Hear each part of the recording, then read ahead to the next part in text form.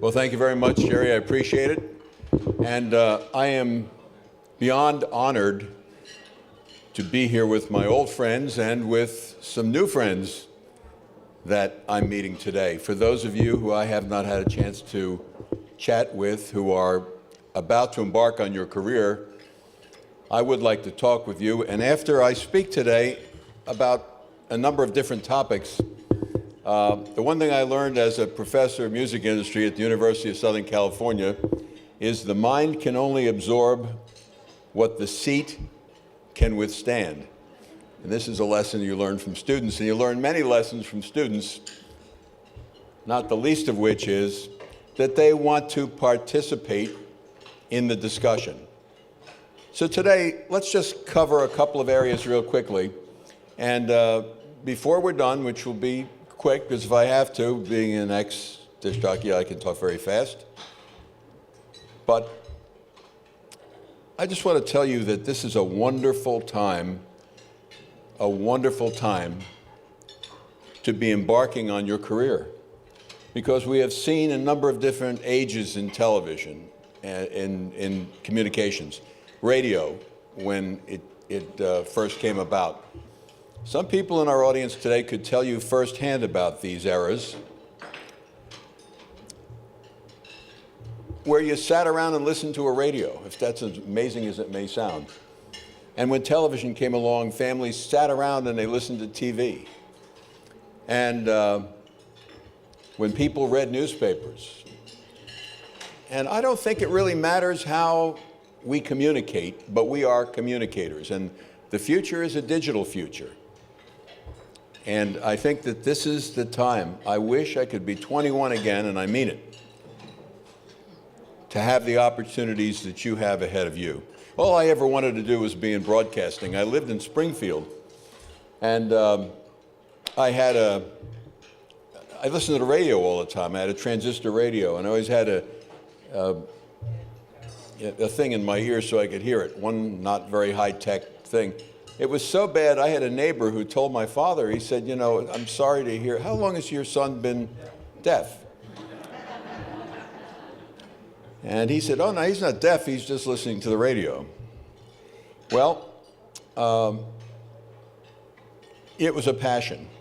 Then one opportunity came along for me to actually find out what it meant to me. Perhaps you young folks have had a moment like this too, something that launched you in the direction.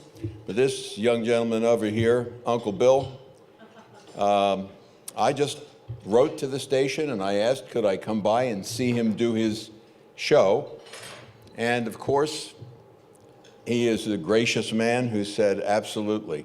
I was so excited to walk into the station, WIBG, and see him perform for an hour. I sat in the studio with him. I sat where the news person sat. I got up when the news person came in to do the news. I watched how he worked. Bill, you stood up and you entertained. He had a smile on his face, this little room. I'm thinking to myself, my God, this is the magic. This is what I'm listening to, and all coming from this creativity and the big heart of a guy like that to let a young person come in.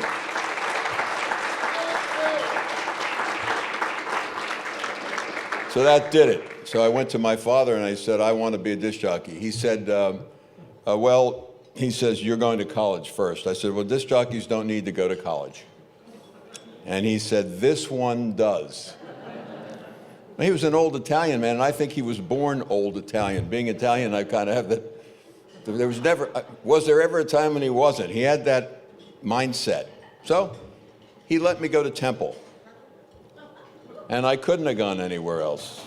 He said, Temple, that's it, that was it. And I was so happy to be there. So on Parents' Night, the first Parents' Night they had after this sales job I had to do, the professor, Lou Klein, yes, that Lou Klein, stood up in front of all these parents and he said, if you haven't been fired 3 or 4 times, you are not in broadcasting. That's all I needed. That's all my parents needed to hear. And it turns out he was right. In many ways, we tend to change jobs. And the people who don't, who are fortunate enough to have one job all the way through, that's a special situation.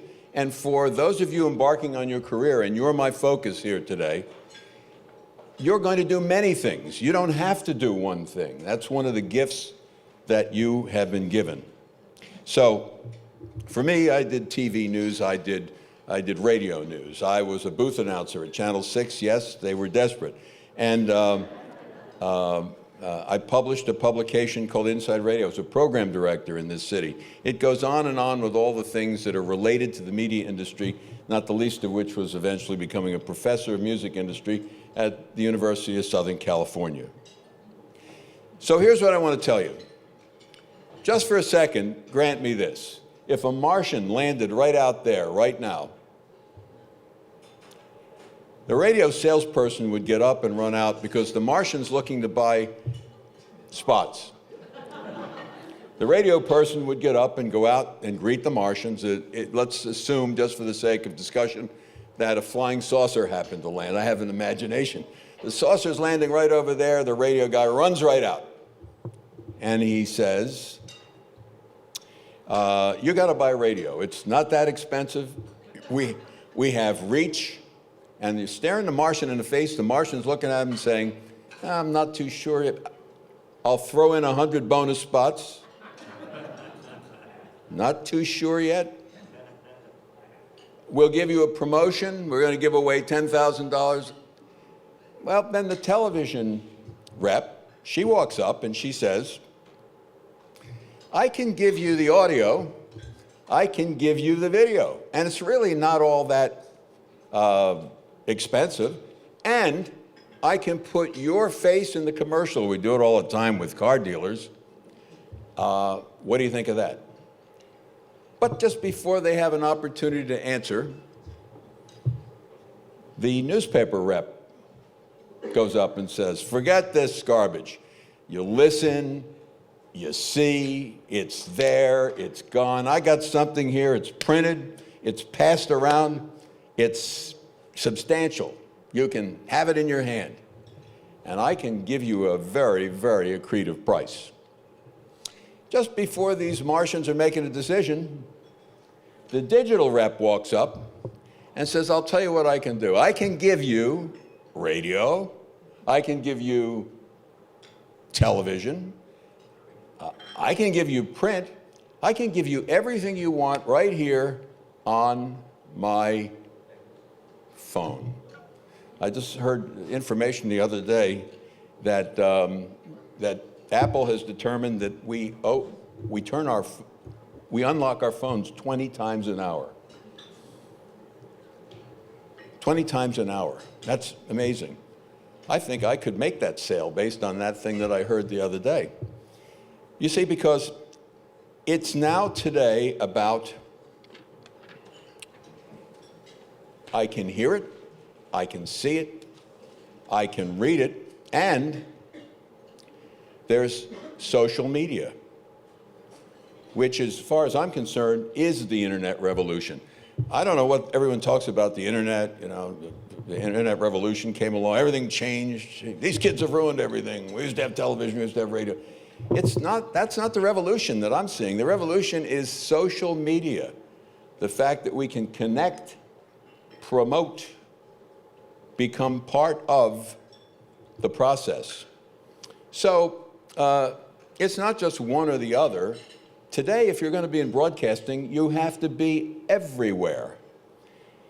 And my students at USC, I said to them, listen, I got an assignment. I want you to give up your phone for 2 days. Now, you folks who have accepted your scholarships here are looking at me like, I'm glad I didn't take that course. I used to tell them, too, before the class, I said, listen, I'm Italian and I'm from New Jersey. Anybody have a problem with that? And if they stayed, then I told them they're paying $4,427 for that class on your student loan. Unless, of course, someone was paying for it, which is why USC was the University of Spoiled Children. But a lot of people worked very hard to get themselves through college. And I said, look, give the phone up for 2 days. I want to see what happens. I'll tell you what I'll do. Just get up here, speak for 3 minutes. You can speak with marbles in your mouth. You're going to get an A. What do you say? No. We don't want to do it. Now, your students, you know that if you riot, what chance does a professor have? I mean, you're going to take over the classroom. So I said, all right, I'll tell you what. I got a 27-page paper, and it's due shortly, like next week. That's how I got them to give up their phones. They weren't happy. They gave their phones up, and they lived without them for 2 days. They came back, and they reported.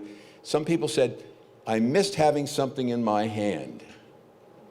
I missed being connected. One student said, you didn't tell me that I couldn't have someone else use their phone and deliver messages like that. They got pretty crafty.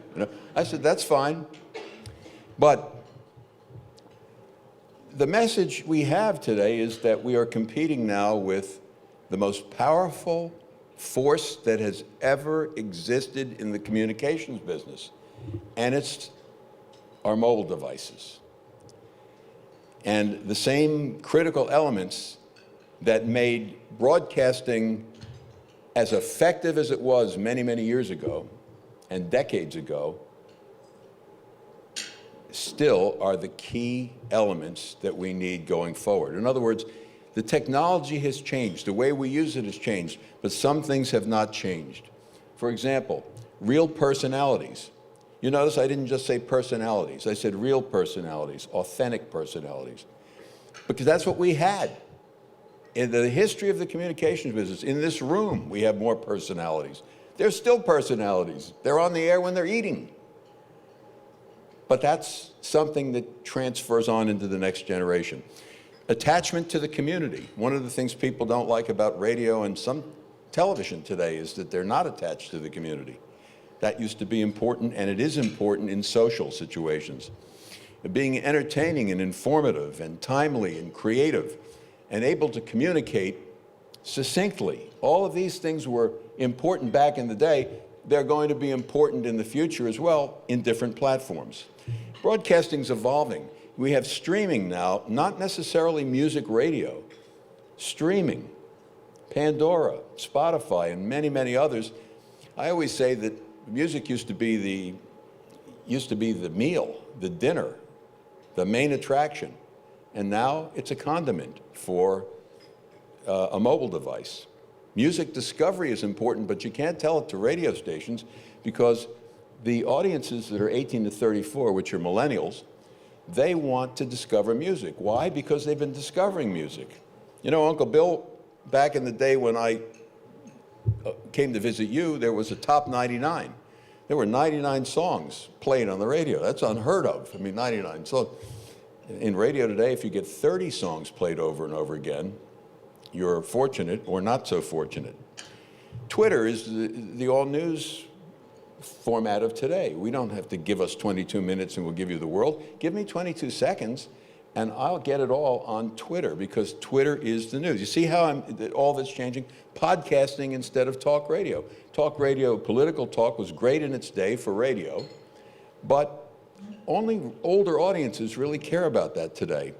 Instead, podcasting is important to people who are, let's say, in Gen Xers or baby boomers as an alternative. Netflix, HBO Go, Showtime, but not so much network TV, because network TV is declining in prime audience money demo every year. And they have their problems, and Netflix is part of it. By the way, Netflix has a lot of problems because it can't keep up with the growth that it's kept up with, and you see its stock is falling. Short-form video, not long-form programming. Social media, not TV guide. The second and third screen. Who watches television without a screen in your hand or by you? So, I'm going to tell you what I live by. And I owe this to my students, who I really learned more from than they could learn from me, but who don't know that, right? These are the things. And I think I call it the holy grail of content creation. Number one, authenticity. You cannot do anything without being authentic. There used to be a time when you could listen to, there were people who were on the air who were imitations of themselves. But we knew that person's not real, but it's fun to watch them. Today, millennials, 18 to 34 is basically their age group. They want that. So you got Bernie, you got Trump. But Trump, I don't like anything about the establishment. I'm going to bring him down. The Republican Party's a fraud. They're trying to do this and that. And Bernie, I have a radical idea for you. And this brings up another thing. What does age have to do with it? It has nothing to do with it. Bernie Sanders is 74 years old. Steve Jobs was 56 years old. He's changed all our lives. 56 when he died. He wore a turtleneck. He liked the Beatles and the Eagles. And he was as much an old fogey as I've ever seen. But he didn't think like that because he understood that all change takes place going young, older adopts older. So, number one, authenticity. Number two, no hype. Well, that's a kick in the stomach because as a program director, all I ever wanted to do was hype. You listen to a radio station, we're the greatest hits of all time, the greatest, the best, anything with an EST on the end of it, guess what? Nobody believes it. Nobody believes advertising in that generation because baby boomers bought it because they had to buy it. They listened to it, said, that's a commercial, it's not going to hurt anybody. But they don't, and they don't have to. So authenticity, no hype. Consensus, not confrontation. And you know, in radio, if you go back to the history of talk radio, it would not exist without confrontation. You throw the red meat out there, people call up, you cut them down, you cut them off, you have your, that's it. They say if you want to know why the country doesn't work, it's because of baby boomers. That's what my students say. And they're probably right. What they say is baby boomers were for the Vietnam War or they were against the Vietnam War. And they haven't gotten over that. Vietnam is now a destination, a vacation destination. Hard to believe. But you're for it or you're against it. That mentality never changed. If you wonder why we have gridlock in Washington, you have gridlock because they can't compromise. Well, guess what? Millennials, 18 to 34, want compromise. They want consensus and not confrontation. That's how politics is going to change. So there's three things right here that we have to keep in mind. The fourth thing is respect, trust, and fairness. And I'm disappointed all the time when I go to a site, like a flyer site, and I have to, they start a pre-roll commercial, and I didn't give them permission to start a pre-roll commercial, but I want to read about it. I get Goldman Sachs commercial I had to read one day. Goldman Sachs, I don't want anything to do with Goldman Sachs. So I close the screen and get out of it because I want respect, trust, and fairness as well. And this one here is big. If you want the future, then you have to embrace dreams. This is a generation that follows their dream. And this is not to say the rest of us in the room didn't have dreams, but now it's institutionalized. By following your dreams, remember millennials graduated from college at the world's worst time into no jobs or part-time jobs. And yet if you talk to millennials, you almost can't find one that doesn't have a list of dreams. So if you're in the media business, you want to encourage dreams, encourage people. Don't shoot them down. Don't be overly realistic. Who needs to be realistic? That happens on its own.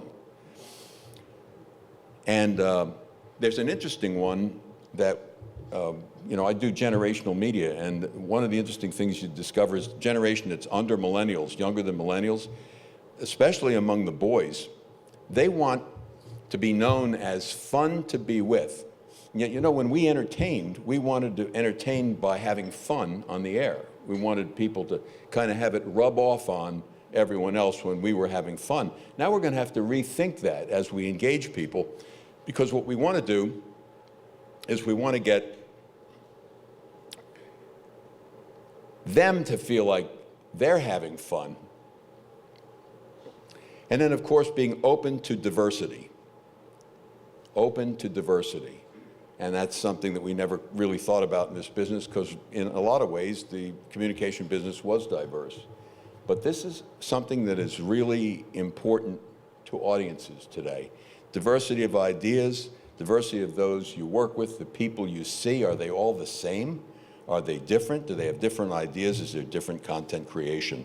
So Margaret Sullivan, who's the public editor at New York Times, she critiques the Times and advocates for readers. She said the other day, when I arrived at the New York Times in 2012, the place seemed like a newspaper. These days, the Times seems like a digital media company that happens to put out a newspaper.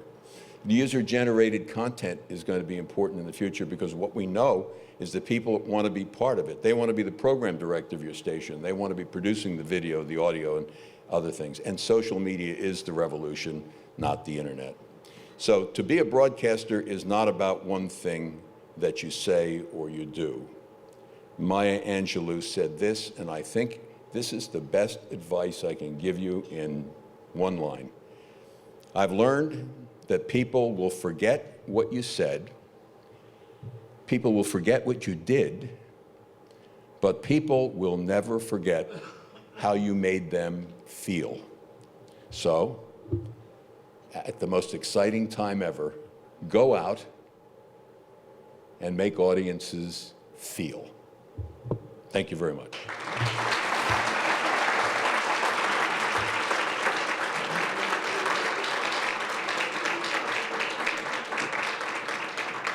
Our next speaker is a man who's done it all in radio and television, from Detroit to WDAS in Philadelphia, morning and afternoon personality, program director, and now president and CEO of Third Floor Media. Let's welcome Gary Shepard.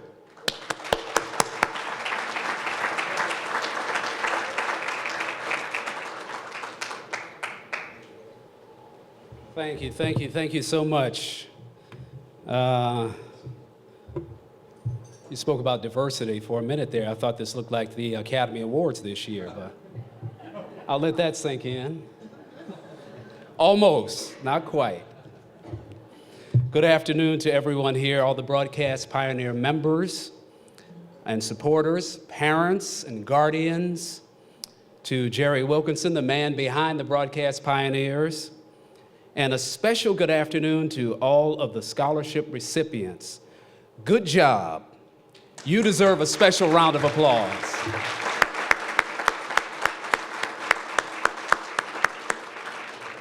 Any baseball fans attending? Baseball fans? I know we have one. Scott, you don't feel so good after last night, do you?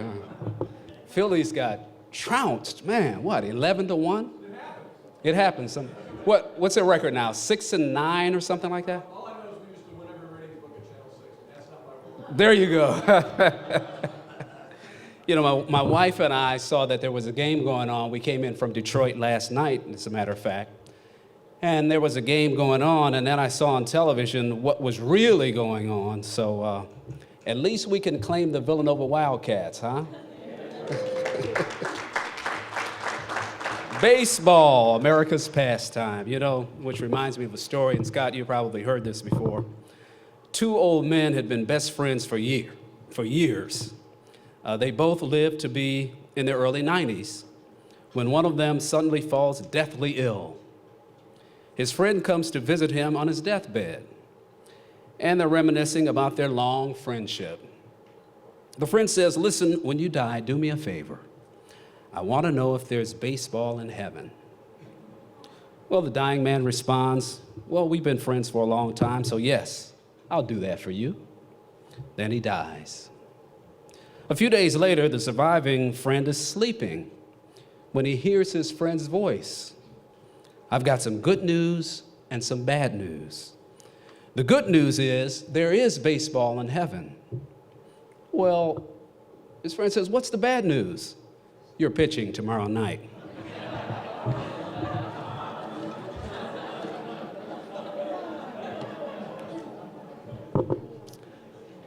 Ask and it will be given to you. Seek and you will find. Knock and the door will be open to you. For everyone who asks receives.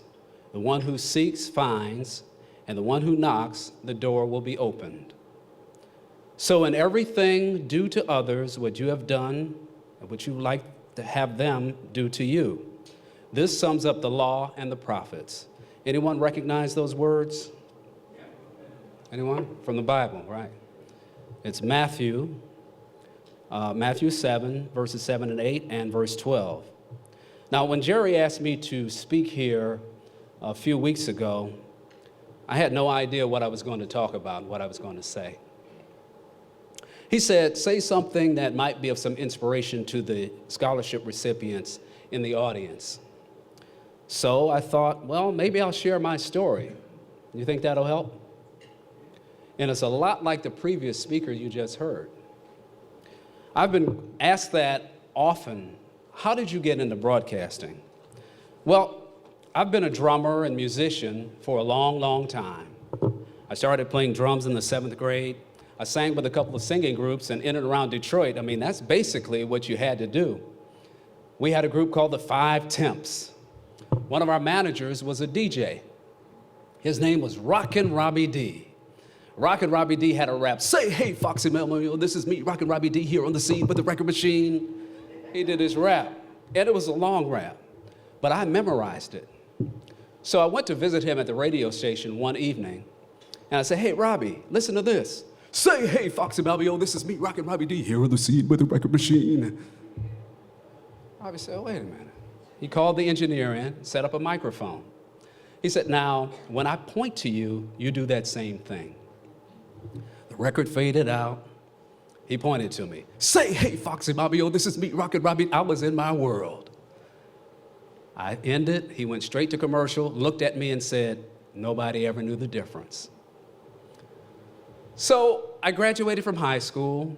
Being a musician, I had the music in my blood, and I think the radio bug got me right then when I visited Robbie D.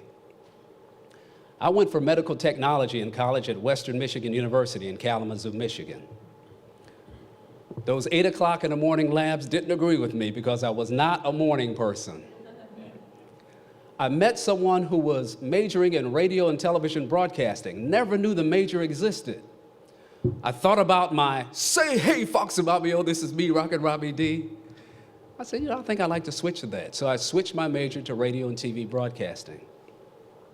During the course of being there at Western, I had to go on the air on the campus radio station doing my internship, where we didn't get paid for it. I think I got credit, but I was on from 9 until 11, Tuesday and Thursday morning.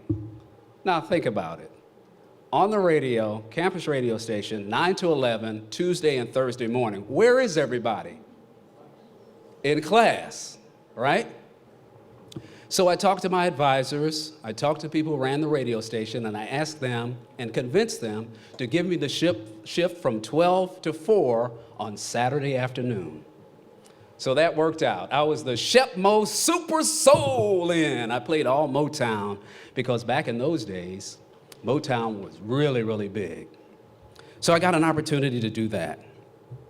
Had to drop out of school after 3 years. My junior year, I had to drop out of school, had no money. Needed a job. I went around to all the radio stations in Kalamazoo, Michigan, submitted my tape and resume, trying to get a job, trying to get something. The last station I went to was WKMI in Kalamazoo, where they said, we've been looking for someone to hire who has little or no experience in broadcasting, and I think you might be able to get this if you can get to the radio station. This is the dead of winter. Anybody know anything about Kalamazoo, Michigan in the dead of winter? Snow up to here.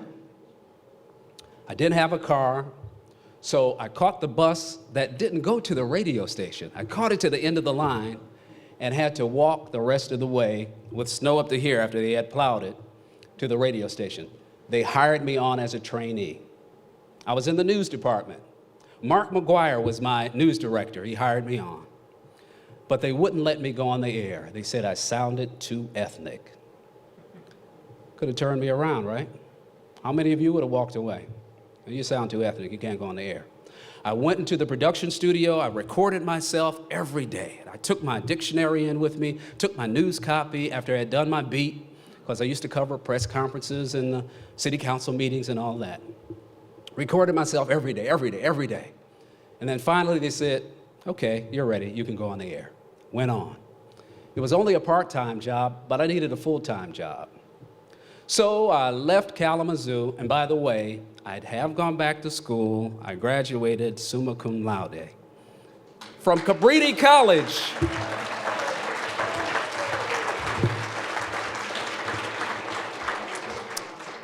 So I left Kalamazoo, I went back to my parents' house, I spread my tape around, and I'm sitting in my parents' living room. Lo and behold, one day, a long turquoise Cadillac pulls up out front. Handsome man steps out who is Bill Williams, the program director of WCHB, the same radio station where Rockin' Robbie D was on and the station I grew up listening to. He walked up to the door, rang the bell, I answered, he said, when are you ready to go to work? So it started from there as a newsman, news editor at that station. A station in downtown Detroit hired me from WCHB. And then guess what happened? They fired me. So that was my first time being fired. They fired me. I was really downtrodden. Man, what am I going to do? What am I going to do? So after that, I called the program director, Bill Williams, who had come to my parents' house and said, Bill, I don't know, I think I might go into insurance and be an insurance salesman. He said, wait a minute, I have two opportunities, one in Houston, Texas, one in Tampa, Florida. Tampa sounded so exotic and exciting to me. Never been to Tampa, never been to Florida. Didn't know a soul there. But I said, you know, I think I'll take that job in Tampa. At the time, my wife was pregnant with my oldest daughter, who is here right now.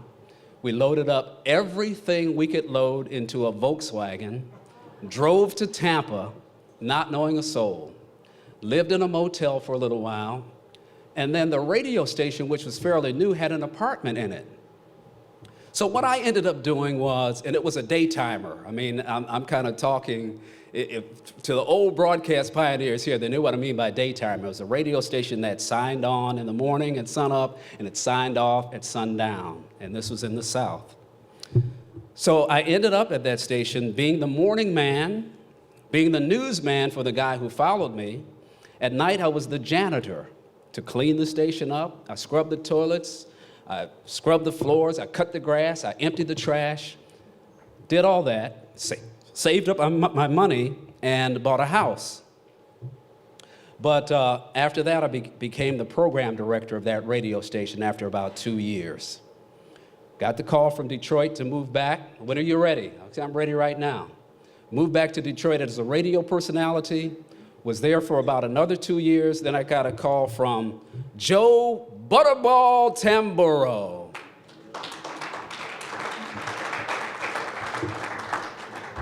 And Butter's the reason I'm here in Philadelphia right now to this day.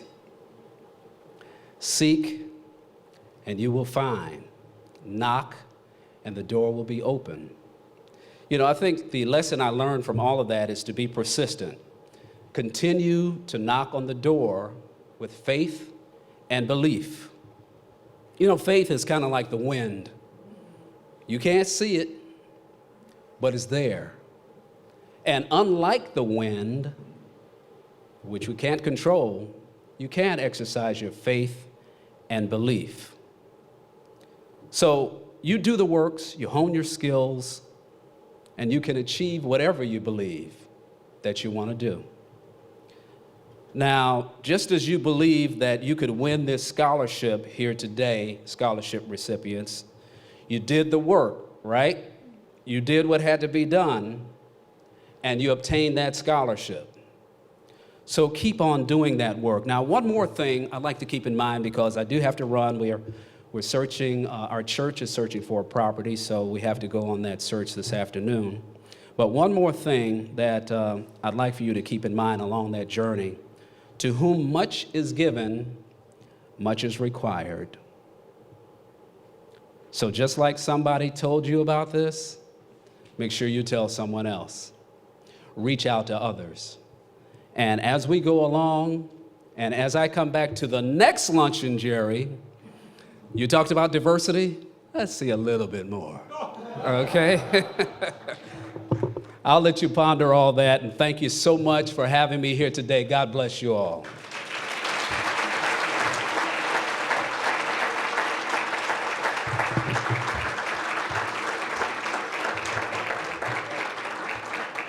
Thank you, Gary.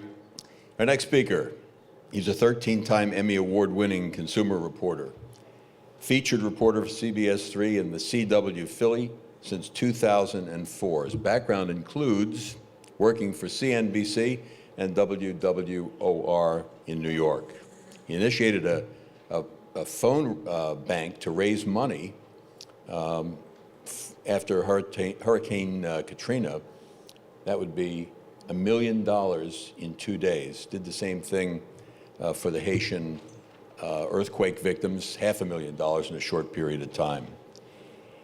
He's the new co-anchor of CBS 3's Eyewitness News this morning. He's been up a long time, but he's got one more stop right here at this podium.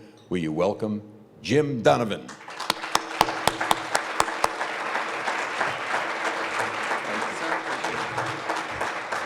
Thank you very much. I've actually been standing over there because Jerry offered me a seat. I said if I sit down, I'm not going to get back up. Good afternoon, everyone, and congratulations to all of the scholarship recipients. You should be very proud of yourselves. And when I was listening to some of the speeches and some of you get up and thank the broadcast pioneers for your scholarships, I thought, boy, I wish this was around 30 years ago when I started in the business. Because quite frankly, probably many of you are in the same boat that I was in 30 years ago. I didn't have anybody in my family that worked in television or radio, but I knew that's the career path that I wanted to pursue. My father was a police officer in New York City. My mother worked for a brokerage firm, so I knew not to get arrested, and I knew how to balance my checking account. But other than that, I could have told them I wanted to be an astronaut, and I would have gotten probably the same response. Oh, that's nice, honey, but we can't help you.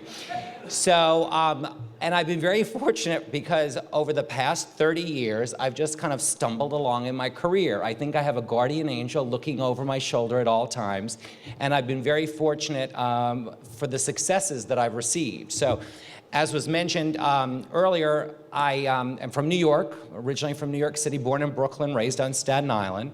And when I graduated high school, I attended Seton Hall University, which is in South Orange, New Jersey. I was a communication major.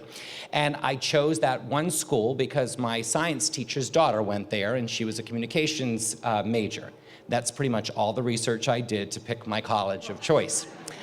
Got into the school, fortunately, only one application was necessary. Was there for about 5 or 6 weeks, and I thought, oh, I don't really like this school. I don't think I like school at all. My mother said, well, what do you want to do? I said, well, there's a school, Emerson, up in Boston. And she said, yeah, this is how much this costs at Emerson. And I said, well, I really like Seton Hall. I think I'll stay there. And I wrapped up my degree in 3 years. It took summer classes, winter classes. Last semester, I kept on hearing about this internship thing. I'm thinking, okay, I guess I need an internship.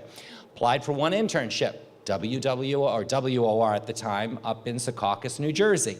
Fortunately, I got the internship because otherwise I wouldn't be here today, because that's what opened my door to television. When the internship wrapped up, there was a production assistant position available, which is an entry-level job, answering phones, handing out the mail. And there were 6 of us that applied for that particular position. It was a freelance job, no benefits. I think at the time it was $8 an hour. And the people that I was competing against were my fellow interns. And one was babysitting for the news director, the other one was doing lawn care for the executive producer. I thought I had no shot. So when I went in for my interview, the news director was sitting across from me, the assistant news director on the side, and I figured I hadn't anything to lose. And they said, well, what do you like about the TV station? And I said a few things. And they said, what don't you like about the station? And I sometimes don't have a filter. And I said, you know what, if I told you all the things that were wrong with this place, we'd be here for hours. The assistant news director had just recovered from getting hit in the face by a baseball bat, so his jaw was wired shut, and he went, and I said, look, I've had a great opportunity here. I've really enjoyed this. I said, but I have to be truthful. You people have problems here. This is like the land of misfit toys. So they thanked me for my time. I shook their hands. I walked through the newsroom and I said, thanks, guys. It was nice having an internship here.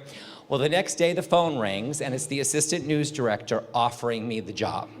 I said, well, who turned it down? And he said, no one. We want you. And first day back at the TV station, I walked up to the news director and I thanked him very much for the opportunity. And he said, well, we appreciated your candor during your interview. Just don't let it happen again. So that was my entree into television news. I worked at Channel 9, which was an independent station at the time, for 6 years. Started off as a production assistant, worked as a writer, worked as a field producer, worked all the behind-the-scenes job, and all while doing so, I was also working for an airline part-time, because I couldn't afford the TV job and I couldn't afford the airline job, but if you put them both together, ooh, I can live. And I was a flight attendant. Remember People Express? Some of you may remember People Express and Continental. Yes, $29, yes. We took your money on the plane and never gave it back. So I would literally come into the TV station after flying in from somewhere else, Asia, Europe, Milwaukee, dragging my luggage behind me, throw some peanuts at the people on the assignment desk, and then go do my shift and then fly out to another city. I did that for 6 years. And then I got to the point in television where I thought, okay, time to make the leap full time. So I applied for a job at WNBC, Channel 4 in New York, as a researcher for the Special Projects Unit, and got the job because I knew someone from the first place that had moved to the second place. Was there for about a year, and then I applied for a job as an investigative producer at CNBC. I had never investigated anything up until that point, but I went for the interview, and a person that was interviewing me worked with me at the first job. So I said, I really don't know how to do this job that I'm interviewing for. I said, but I figured what the heck, I'd come for the interview and the lunch. Got the job.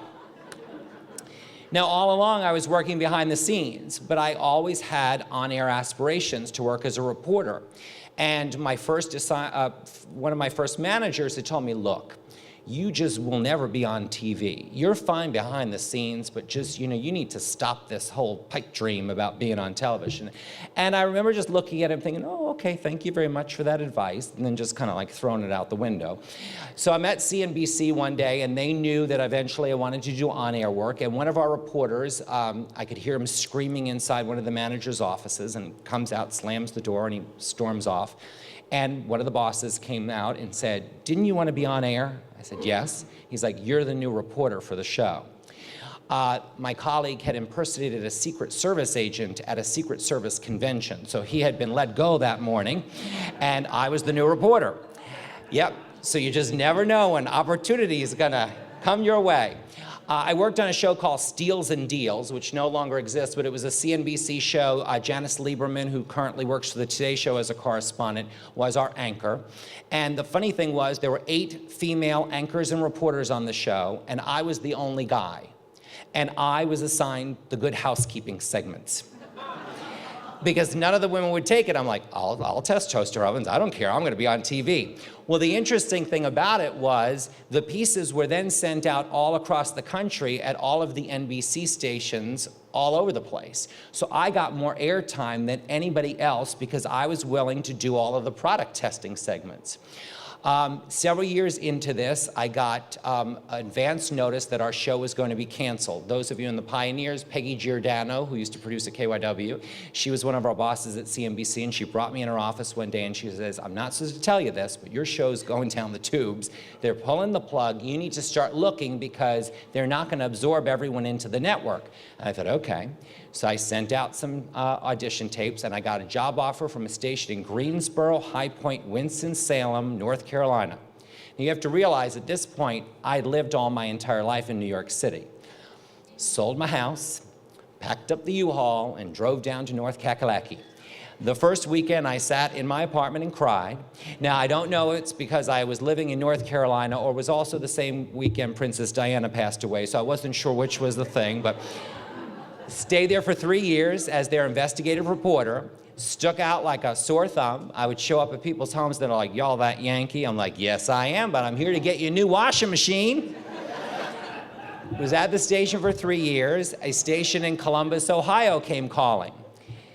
schlepped out to Columbus, spent 3 years in Columbus, and then 3 years after that, KYW called. I had actually sent my tape to a manager that I used to work with just as a critique. I mean, I had edited it myself. It was very, rough what I sent him. And he calls me one day, he goes, hey, I know your contract's up, I looked at your tape. I said, well, what do you want me to change on this audition reel? And he says, I wouldn't change a thing. Why don't you come to Philly? And I said, nope, not interested. I have no desire. KYW at that point had a history of being built on an Indian burial ground. So I thought, no, people don't last there that long at your station. And it ended up, they kept calling. This went on for 6 months. And finally, they said, look, we'll fly you out and we'll have lunch. And I thought, okay. So they arranged everything, which then I changed so that I could have a whole weekend there in Philadelphia on their dime. And the general manager at this time was a gentleman named Peter Dunn. And I figured, well, I'm flying out there. At least I want to do my best during the interview. And I basically presented him with a packet. And I handed it to him as I was sitting down. He goes, what's this? I said, well, this is what I do. And he said, well, we're looking for a consumer reporter. And I said, well, I'm not a consumer reporter. I build franchises. I build a segment with a name that's attached to the station that will be successful. And he's like flipping through the thing, looking at me. And I said, so if you're just looking for someone to put my voice to a Consumer Report story, I'm not the right person. If you want someone that will take this to the next level, then we should have a conversation. 3 months later, I joined the station, and I've been there ever since, almost 13 years. Thank you. I have not been fired, so I don't know what the problem is. This month, I started a new opportunity at CBS 3 as the morning anchor. So I've been up since 1:45. I'm going to go home for a nap in a little while, and then I have to do another event tonight and be back at work tomorrow morning. But the station came to me right after the Pope had visited. The last minute, they came to me and they said, well, we want you to do some Pope coverage. I'm like, okay, I'm Catholic. I think I can work on this one. And they said, well, we're going to anchor. I said, oh, like a segment here? No, you're going to be live with Pat Shiraki, who's practically the Pope. You're going to be with Pat. I said, okay, for how long? For 5 hours. I said, well, you need to send me to anchor school or something. I can't do this. They said, don't worry, you'll be fine. So it was Pat and I for 2 days, anchoring 11 hours of live coverage for the visit. And the response from the audience, quite frankly, was overwhelming. I guess all those washing machines I helped people get, paid off. So they brought me in a few months ago and said, Yuki had been moved to the nighttime show and said, we want to give you this opportunity. Now, I really didn't think about the hours. I just kept on thinking, oh, okay, I don't have to go outside in bad weather anymore. That's pretty good. But so several weeks ago, I started the new show with Brooke Thomas, our new co-anchor, who they brought in from Dallas, a wonderful young lady who we have a lot of chemistry. She's wicked smart and keeps me on my toes every day. And that's my personal story. All I can tell you is the man that told me I would never be on TV, every time I win an Emmy, I take a picture of myself with the statue and I sent him a note. And he is now the managing editor for WCBS in New York. And several months ago, when we were trying to find a co-anchor for me, they sent me up to New York for a secret audition with somebody at their studios. And I kept on telling the boss, it's not going to be secret. There's nothing secret in television. Sure enough, by the time I got back to Philadelphia, apparently there was a picture of me and this woman that was sent from New York. But as I'm walking through the newsroom, here this person is that told me I'd never be on TV. And I said, you keep getting the letters, right, Dan, with the awards? And he's like, yeah. And he said, what are you doing here now? I said, oh, we're doing an audition. I'm the new morning anchor. And he just looked at me. He goes, oh, my gosh, what's going on with this business? I said, ta-da! So just, take advice from people in the business, take criticism. I've always taken it and kind of like put it through a strainer, what stuff makes sense to me and what doesn't, because you never know where it's coming from. If it's coming from someone you trust and you really respect, that's helpful. Unfortunately, this business, it's a tough business. You have to have a thick skin. You have to just sit there and go, okay, well, this is the way I do things, this is my reputation, because all too often, you could buckle. If I had listened to him years ago, I probably would have left the business. I'd still be flying around saying Pepsi, 7-Up, what would you like to drink? Fasten your seatbelts. But, you know, this has been a great career for me. I've met interesting people. Every time that I think, okay, this is the last stretch of the career without any surprises, then suddenly the Pope visits. I guess that blessing really worked, and the next thing, I'm on the morning news. So before I leave, are there any questions from the students in the audience? Okay. Thank you very much, and good night.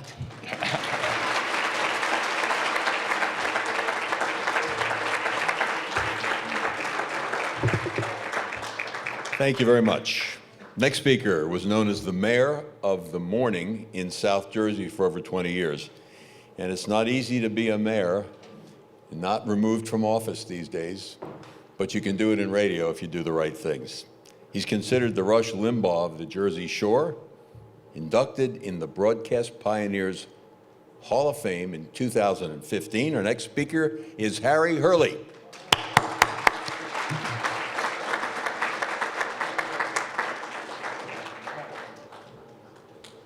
Thank you very much, Jerry. Good afternoon, everyone. It's great to be here, and I do realize I'm the only thing standing in the way of Scott Palmer being able to address you all. I'll be mindful of that.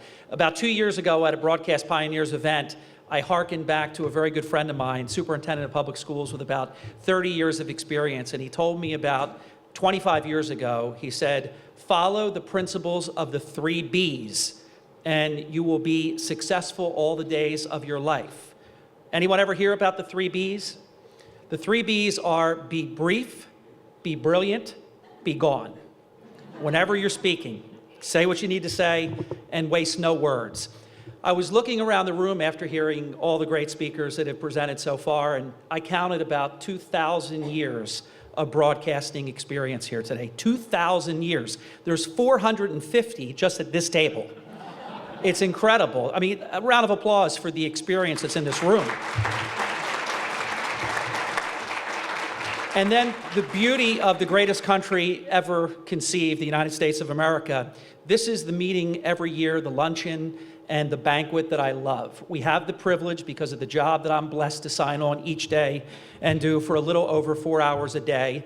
I don't wake up at 1:45 like our last speaker. I do wake up at 2:15 a.m. And I never complain. I usually get up before the alarm clock sounds because I love what I do.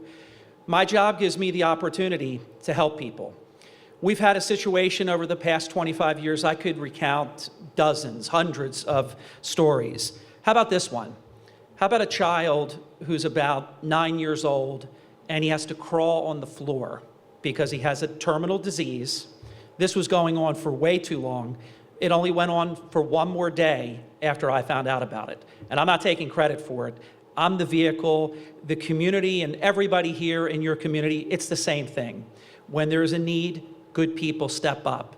All I said on the air when this was brought to my attention, I said a 9-year-old boy crawling on the floor is unacceptable. The reason was he had a vehicle, he had a wheelchair, and a nice one. But the doorways everywhere, there was no ramp to get into the home. The doorways were all too thin for the vehicle. In 5 minutes, contractors called up. Harry, what's the address? We'll be there today. I'm building the ramp. I'm going to take every doorway. We're going to make them all bigger. Every hallway was expanded. This was major construction. Nobody worried about permits and politics and garbage and who's going to get the credit. People probably stepped up $25,000, $40,000, somewhere in that range it probably was. And that child never crawled on the floor again. That's what we can do. That's the power of the microphone. And when you respect it, when you sign on every day, like you're on probation. I'm in my 26th year. I get a little bit of butterflies every day, and if any broadcaster here says they don't get butterflies, they're lying. And if they don't get butterflies, they should quit, because that means you don't care about what you're doing. I love what I do. We used to do it on an ad hoc basis for about my first 15 years in radio and TV. We would do it ad hoc. A school would call, Harry, the kids are running in ragtag uniforms. I said, well, that's not going to stand.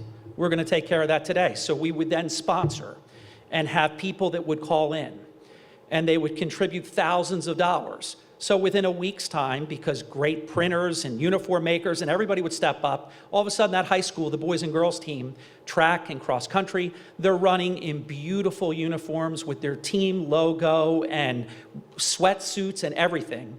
And I think everybody will agree with this. In a country that's very divided, there are some things that just, I think everybody universally will accept. And that is sort of how you look is about how you feel, and how you feel is how you'll perform. I'm not saying the uniforms did it, and again, I'm not taking credit. I'm just merely a program that signs on, that tries to help. If a politician is dirty, we're cutting them to ribbons. If it's a beautiful story that we can help, we're doing that. But on this occasion, this team went from really not winning much to suddenly winning state championships, individual performers. And I'm not taking credit, but I believe that when they looked professional, they performed professionally. And they're great to this day. In fact, the Woodbury Relays, anybody in this room know about the Woodbury Relays? It's an incredible track meet that takes place. I saw a few hands go up. I never won a gold watch. We came very, very close when I was in high school. But this team that we were able to help get uniforms for set about 4 school records, won 8 gold watches, and all of this took place probably 15 years after we first helped them with the uniforms. The track team needed starting blocks. They couldn't have the pole vault. Every track meet, they were forfeiting 9 points because first is 5 and then 3 and 1. And so they would automatically forfeit every home meet 9 points in a close track meet. The other team may not have had any pole vaulters either, but they forfeited because literally they didn't have the pole vault mat and the equipment. So we said that's unacceptable. So then they have the pole vault mat. So this isn't all that we do, it's some of what we do. And when I was talking about the thousands of years of experience, then I thought on the flip side, all the great students that are here. And you're just starting out. And you're going to hear things along the way that everything has changed and it's not like it used to be and everything's voice tracked and there's no personalities anymore and you can't do this anymore. I'm here to tell you that you can do it, that talent and hard work, there is always an opening for talent and hard work. Is there a single person in this room that disagrees with that statement? Because I don't know how you can challenge that. They're always looking for good people in this business and in every business. What I do every day is I sign on. I sort of have an idea what's happening. Governor Christie might be coming on. Donald Trump could be coming on. Local people could be coming on. Open forum with people calling in with things you don't even know what's going to happen next. And one of the most exciting things is that you never know what's going to happen next. I'll never forget, it was September 11th, 2001. I'm minding my own business. It's the 9 o'clock news break. And we had CBS News at the time. We have Fox News at this time. I listened to the announcer say that a small plane has hit the World Trade Center. So I immediately thought that it was just pilot error, somebody was where they probably weren't supposed to be, and that just some kind of mechanical failure or pilot error, and a small plane has hit the World Trade Center. Well, then we hear a second plane has hit the World Trade Center. And what that made me think about, now that we're fast forwarded 15 years later, and it speaks a lot to what our Master of Ceremonies was talking about. Look how fast, look how much things have changed. 15 years ago, it probably took over 20 minutes for the national media and the American people to process that the worst terrorist attack in the history of the country had occurred, because it was a small plane. It wasn't a commercial airliner that was set to take off from the East Coast all the way to the West Coast, and that this had been planned so well that they were fully filled with fuel because they were going such a long distance and very few people would be on these planes. The terrorists figured it all out. They'd get us on a memorable date, 9/11. We would talk about it in infamy. They would get us on American Airlines on purpose, US Airlines on purpose to make it memorable. So every September 11th, you all know it's true whether you think about it consciously or not, but on September 11th, you think about that. That's what the terrorist enemy did to us on that day. But if that happened today, anything like it, the media is typically wrong in their first reports with the numbers of casualties, because I think the business is a little more reckless than it used to be because of competition. I think they used to work harder to get it right. And now it's about getting something out, and then you can catch up and get it right later. I think that's a problem, and I think that's some self-reflection and analysis that could be done. But it would not take 20 and 30 minutes to know that a commercial airline and then a second commercial airline hit the World Trade Center. So we're at just the speed of light. The social media, I could not agree more with the wonderful presentation that our Master of Ceremonies gave us in terms of how social media, I mean, think about it. Whether you like him or not, Donald Trump, and full disclosure, he hired me many, many years ago, and I have a relationship with Donald Trump, and so I'm not shilling for him, but this much I do know. He has sort of rewritten the playbook. He has spent hardly a dime. He leads by hundreds of delegates, millions of votes. Whether he wins the nomination or not and can beat the system remains to be seen, but he will go in the month of July to Ohio with more delegates and more votes than any other person, spending less money than any other person in modern American history. That could change everything. Now, maybe he's a rare instance because of his celebrity and his television persona and all of that, but I submit that when you look at the voters of today, 80% of millennials, and I'll go up to even age 45 and below, 80% are voting for Bernie Sanders.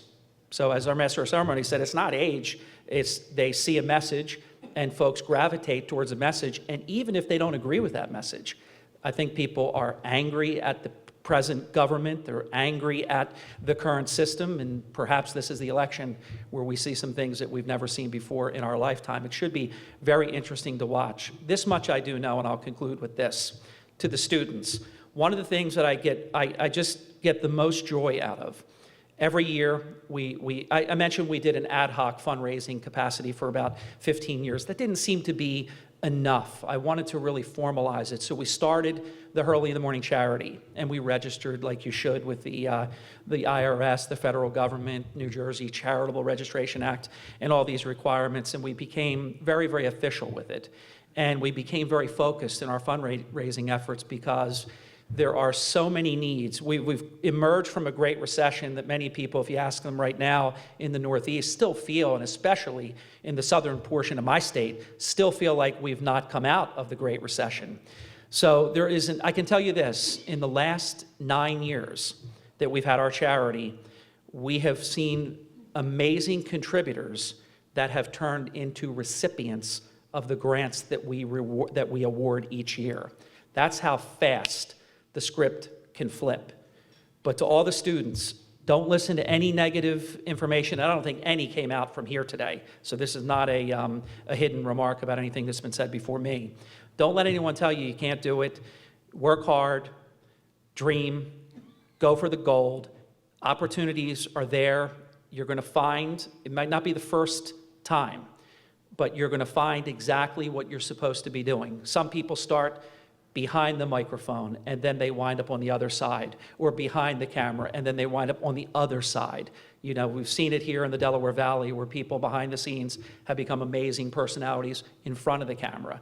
So it might not be the first job that you get, but every job that you get, one of my first was delivering, well, newspapers, then delivering groceries on a bicycle that was bigger than me with a basket that was just impossible for a little boy to handle, and riding this thing to someone's house, praying that everything was in the bag so I didn't have to ride the bike back, bring some gallon of milk that wasn't in the bag and go all the way back and make 2 trips and usually get tipped the worst when you work the hardest. But it's a privilege to be here. This is I make a lot of the meetings. I make as many as I can. This is the one I try to never miss because I love seeing the scholarships awarded.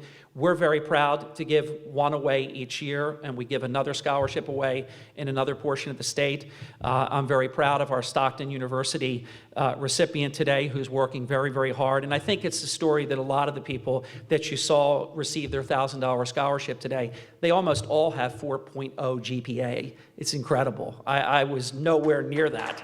Nowhere near that. Rachel from Stockton, I don't want to embarrass her, but I think she's just right there at like 4.0. Incredible school that has grown now to full university status. Stockton University achieved just last week a business accreditation that literally only 5% of institutions in the world can achieve. So a lot of things are happening, I know, here in the Philadelphia area, but also home in our area in southern New Jersey. I know you know all the stories about how the casinos have contracted and things like that. Things are not as bad as you hear, but the challenges are significant. Atlantic City is about to go broke, but I can promise you that has happened 3 or more times in the last century, and Atlantic City always reinvents itself. It always comes back. This too shall pass. Atlantic City will be strong again. And again, it's an honor to be here today, and thank you for the opportunity to speak.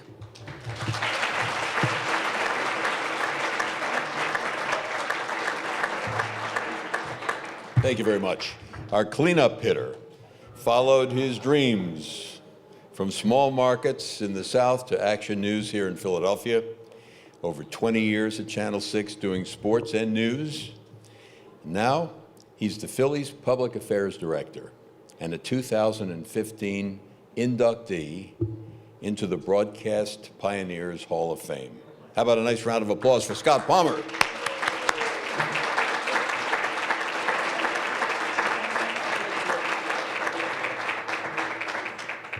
Thank you, Jerry. I'm going to draw on my baseball background to begin because we've all been here for over 2 hours, 2.5 hours or so. Why don't we all have a 7th inning stretch? Everybody stand up, stretch, move around a little bit. Okay, get the blood going again. Nice. I'm not going to sing Take Me Out to the Ball Game, so you're okay. All right, thank you. Thanks, Jerry. And what an amazing group of speakers. Cal, it's great to see you again, and thanks for all you do to the Broadcast Pioneers. It is so gratifying to see all you young people here today who have won scholarships. And if the truth be known, and if there's one thing that I always do is try to tell the truth, I'm jealous as hell of each and every one of you. Because there's 75% of the people in this room that would trade places with all of you in a New York minute. Because you have a whole future ahead of you. And we think, all of us in the room who are not you, about all the great times we've had in this business. And none of us would trade any of those experiences to work in any other field. We've all been blessed. And yes, we've all been fired along the way. It does come with the business.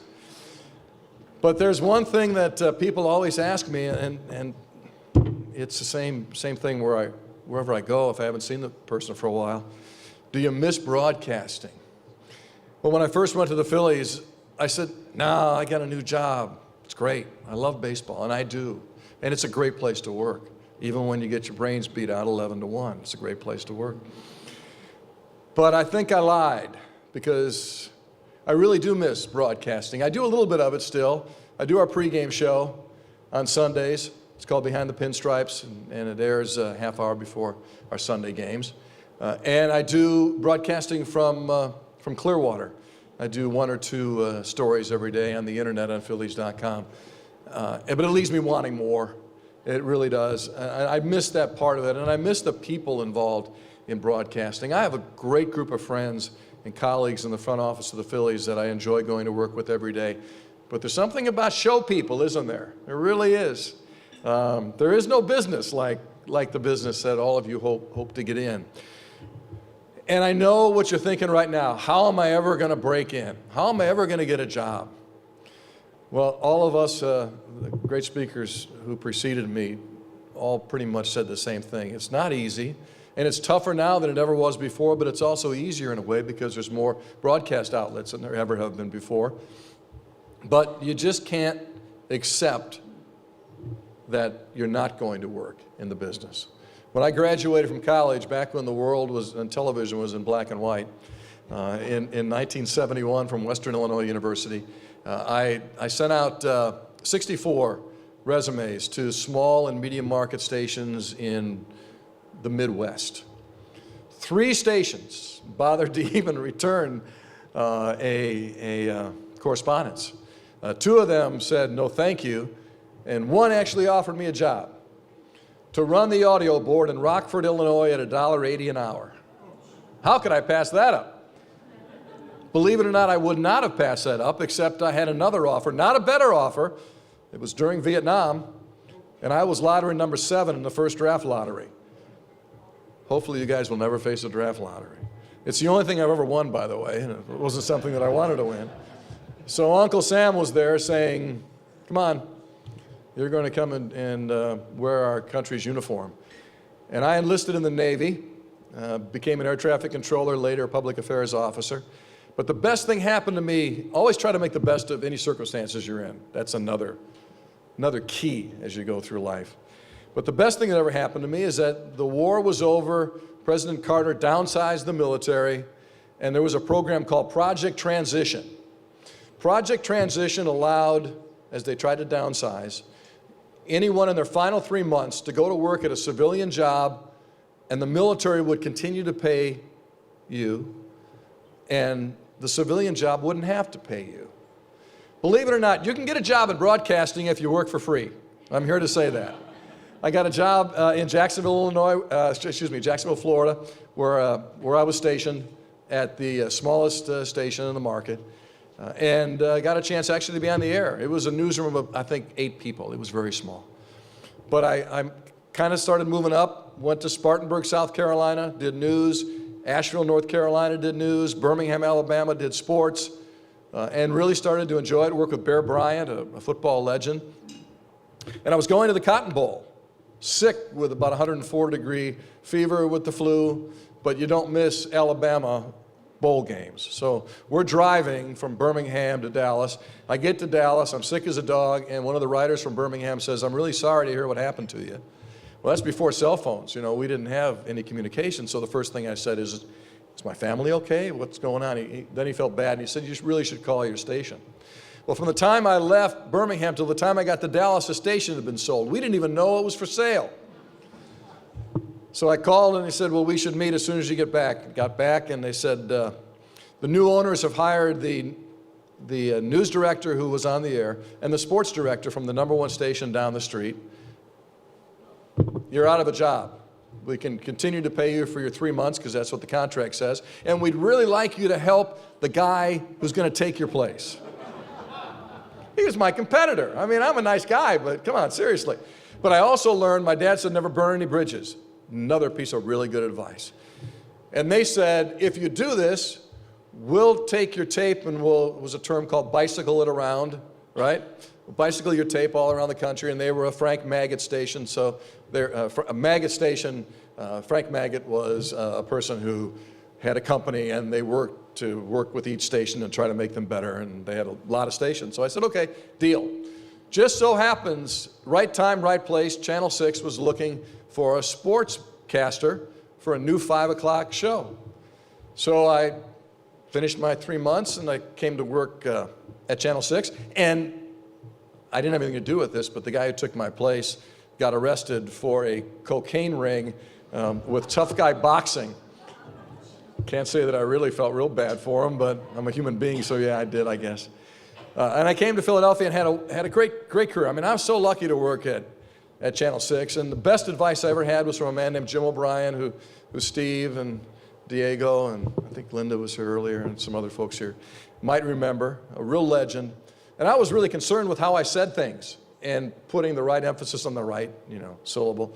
He took me in a small editing room and he said, if you want to make it here, you better stop trying to be perfect. You better just talk to the folks. And that's what we're doing, everybody. We're just talking to the folks. Right, Steve? We're just talking to the folks. The cameraman like Steve and the floor director are out there. They're just a conduit. You just have to have a conversation with them. And it's the same thing I look at when we look at baseball broadcasters. When I hear a baseball broadcaster, I want to think, this is a guy I'd like to sit in a bar and watch the game with and have a conversation about the game. Because that's all we're doing. It's not high and mighty or anything. You're just talking to the folks.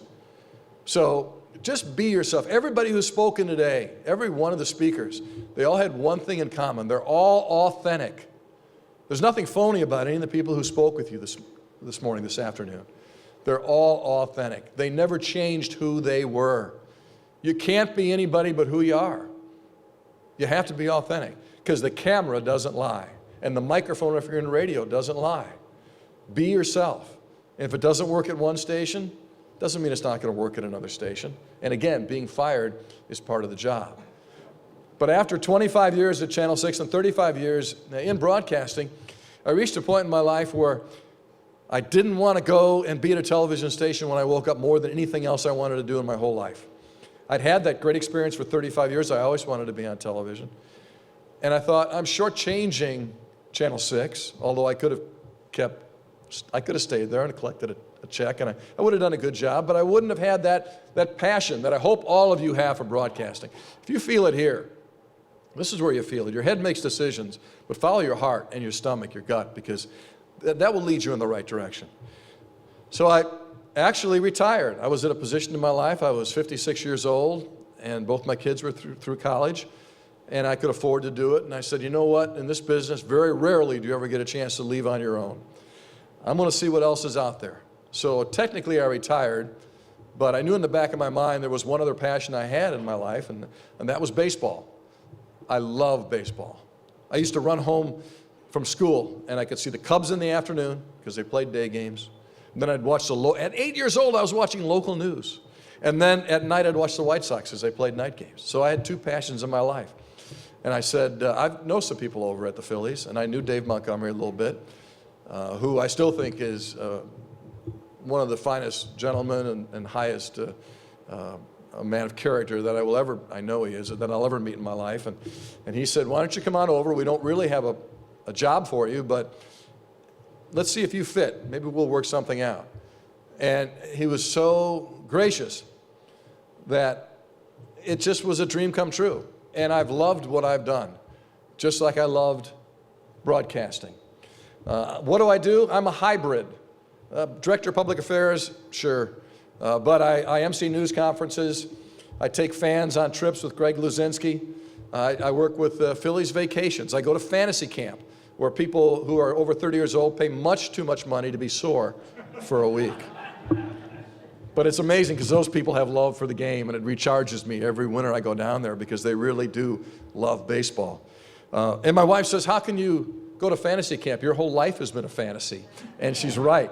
And she's right. But there's one thing about the trip the trips that we've taken. We did 5 cruises, and we did 2 destination vacations. And we had a core of about 40 people or so of the 200 people that would go on vacation that went every year. And they formed these great friendships.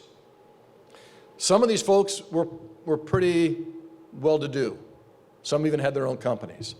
Others had to save the entire year, not go to movies and not go out to dinner with their husband or wife so that they could afford these vacations. And a marvelous thing happened on these vacations. They all formed a bond because of their love for the Phillies. And they didn't care who was making a lot of money and who wasn't making money. They just looked out for each other. And they even started to see each other at other times during the year with house parties and dinner parties and go out and have fun whenever they were able to. And on Christmas Eve, one of the gentlemen who had been with us, has been with us all 7 times, tragically, his wife passed away wrapping presents on Christmas Eve. It's the most dreadful thing you could possibly imagine. We, some of us at the Phillies who had gone on these trips, of course we went to the funeral. And there at the funeral we saw all those 40 people who had bonded on the Phillies vacations there to offer their condolences and to offer their support. And that's a marvelous thing that happens. That's one great thing that baseball does. You know, it brings people together. And the other thing I'd like to talk about, and not so much baseball, I'll stick around for a little while if you want to talk baseball, but one of the other great things I do is I'm involved in charitable efforts. And the Phillies, at our peak in 2008, 2009, we were requested by charities with over 400 requests a month for autographed items for charities. And we were able to make sure that we got something to every one of those charities. And every year we have a charities dinner, Phillies Charities Dinner, where we give out scholarships and mostly just charitable donations to organizations that are small to medium size, and they're in our community, no national charities. One of the grants we gave out this year went to a young man named Peter Zucca. Peter is now 9 years old. Before Peter was a year old, his parents, as he wrote, were planning his first birthday and a funeral at the same time. He had a very serious form of cancer. He made it through. 7 years later, cancer returned in his bones, and they had to amputate his leg. But he kept trying to play baseball. And he said, I'm going to start a foundation. Here he was, 8 years old, I think, when he decided he was going to start a foundation called the Peter Powerhouse Foundation. And he said, when I was in the hospital, I didn't like being in wheelchairs, taken around from one examination room to the other.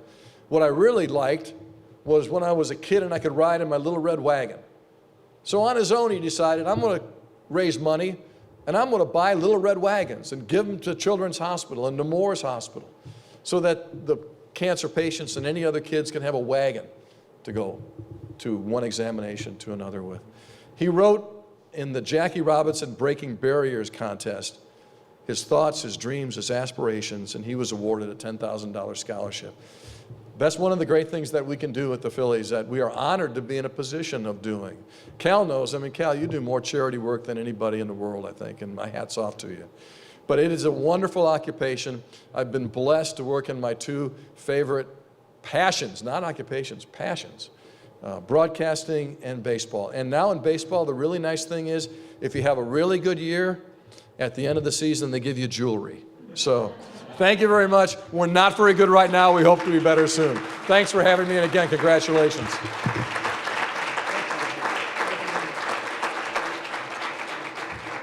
Well, folks, you know, this is really, I don't know how you're feeling, but I'll tell you how I feel. In a group of people who, there's a lot of talent in this room, and these people are for you.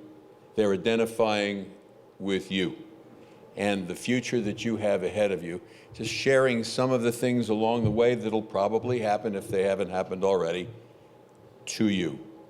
And this is one of the nice things about being in the company of people who are willing to network, who are willing to help, who are for you 100%. That's what makes this afternoon such a pleasant use of time. So I hope that you will spend whatever time you have left as we end today, and feel free to network with those people who are on your side and by your side. We wish you the best of luck. Thank you for a great, great afternoon. Thank you.